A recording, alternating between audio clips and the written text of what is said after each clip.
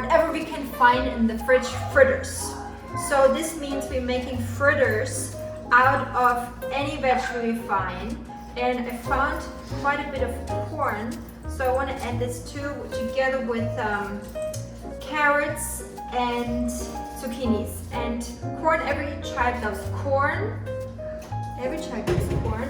So I created zucchini and carrots, and I cooked the corn, and the corn gets mixed. Do you want more corn?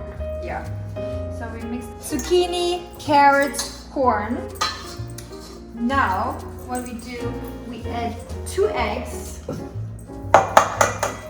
2 eggs.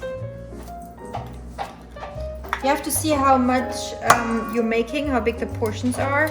So it could be that you even have to use 3 eggs. We add a little bit of salt. And we blend. And then, what we also need to add is some flour. I chose buckwheat flour. You can take coconut flour, you can take a banza bean flour.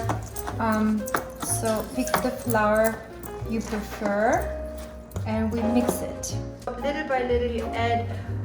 It really depends. I never cook after recipe. I really do it as I, have a feeling for it. So it's really what I adapted from my mom, who was a chemist, a biochemist, and she just cooked however she thought was right. Nani. We mix it all together in the right consistency to make little cakes out of it, which we can then fry in the pan. You take a little bit of the mishmash and you make little fritters in the pan. You can use avocado oil, any oil you like. It's really very creative recipe because you can use any vegetable, any flour, any oil you like. Glue it together with the eggs, put some salt on it, and then you go. You brown it from both sides.